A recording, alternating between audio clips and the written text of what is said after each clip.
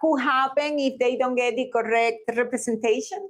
Yeah, so sometimes like a prosecutor will come up to a kid and say, well, I'm going to give you probation if you plead to this felony. And then the kid will be like, well, I don't want to go to jail, so I'll sign off on probation.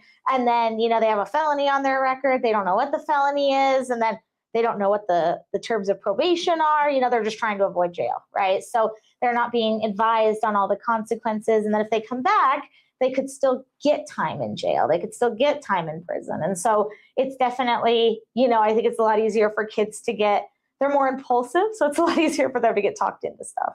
And we need to understand also that, what happened with this kid, that in a younger age, they are already in the system, right? So right. if society could understand a little more of what's going on with the family and the surroundings of this client, they could probably have more affinity, right? Right. They will try to use this as an opportunity to change for better the life of this client. But usually it's the opposite, right? After they get into the system, they stay in the system.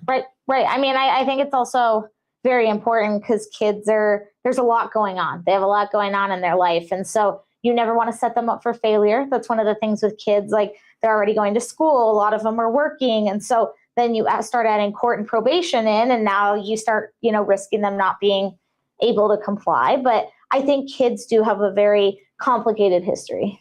So. Oh, thank you so much. What made you start this area of law?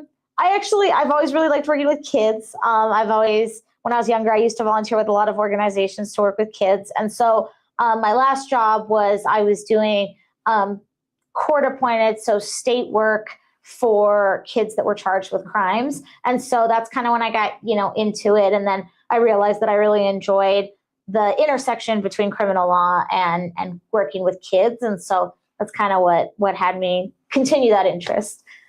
That's so nice, Kaylan. And so another thing that Kaylan does is that she actually is one of the lawyers that goes to court every single day. So can you tell us a little how is your schedule? How does that work for you? Going to court every day? Yeah. So it usually depends. We can get cases from any county. So kind of surrounding counties are like Arapahoe's right by the Greenwood Village office. Denver's close. Jefferson County is in Golden. So it kind of depends.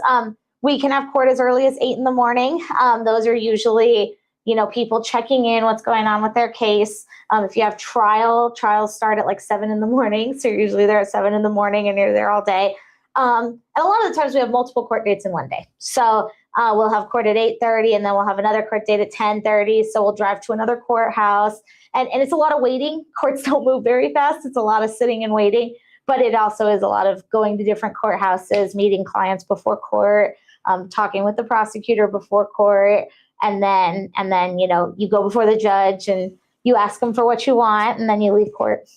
And can you tell us what will be the advice that you give to a client when they get some charges? What happens if they think that they can just get the lawyer that is assigned by the government?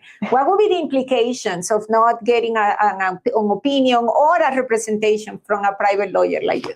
Yeah, so I used to be a public defender, and they're lawyers, but they're always very busy. I was always very busy. I had at any given time 300 cases, and so it's hard. You don't always have someone that's able to talk to you before court. So sometimes public defenders are meeting with their clients the day of court, and they're not able to thoroughly review the case, and they're very busy, and they set a lot of things for trial. So they're just always very busy. A private attorney usually has more time to review the case, to sit there with you, to spend time answering your questions.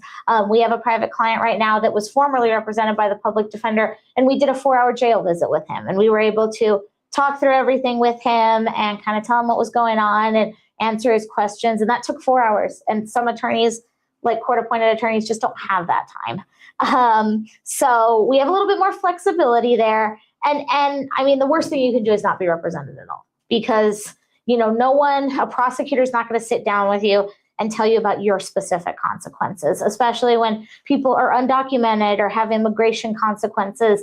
A prosecutor is not going to look into that for you, and a court-appointed attorney may not have the time.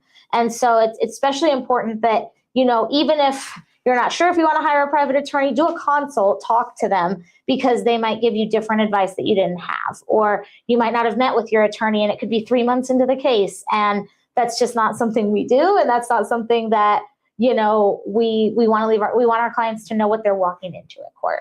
And you don't always get that if you don't have an attorney or if you have a court-appointed attorney. Thank you so much. That has been great information. I think that you pretty much explained why it's so important to have a lawyer that actually it's taking your case, because what you are saying is that it's not that the prosecutors are bad, it's just that they are too busy, right? Right. Public defenders, yeah. right? Yeah, they're just very busy people. And we are busy, but we always usually have the time to give our clients, to know their names, to know them when they come into a courtroom, to know their situation. Thank you so much, Yeah, Kayla, for being us. Thank you. Thank you so much. Have a good day. Buenas noches. Thank you. You see, you did an excellent. Excellent.